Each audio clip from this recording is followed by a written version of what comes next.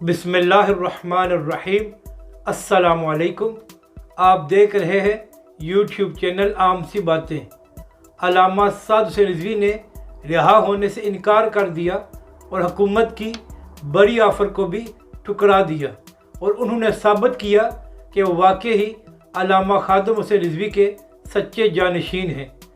इस वीडियो में हम इसी के मुतालिक बात करेंगे, मगर इससे पहले अगर आपने अभी तक हमारे इस चैनल को सब्सक्राइब नहीं किया तो सब्सक्राइब कर लें ताकि आप हमारी मज़ीद वीडियोज़ को भी देख सकें। 2 दिन पहले अल्लामा साद हुसैन रिजवी के वकील बुरहान मुअज़्ज़म साहब ने एक इंटरव्यू दिया तो उन्होंने बताया कि जब अल्लामा साद हुसैन रिजवी साहब पहली बार अदालत में पेश हुए थे तो मेरी उस वक्त अल्लामा साहब से मुलाकात हुई थी।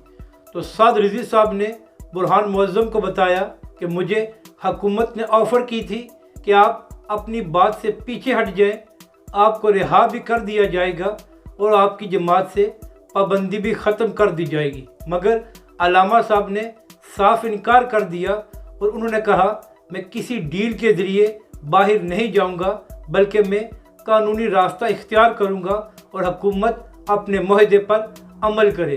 तो अल्लामा साद हुसैन रिजवी ने एक बार फिर साबित कर दिया है कि वो वाकई ही अल्लामा खादिम हुसैन रिजवी के सच्चे जानशीन हैं और अपनी तहरीक और अपनी मिशन के साथ बहुत मुखलस हैं और कोई भी लालच उनको पीछे नहीं हटा सकता। और यही वजह है कि वो पिछले 5 महीनों से जेल में गैर कानूनी तौर पर नज़रबंद हैं। अपनी राय का ज़रूर इजहार करें कि आपको ये वीडियो कैसी लगी और हमारे चैनल को भी सब्सक्राइब करें।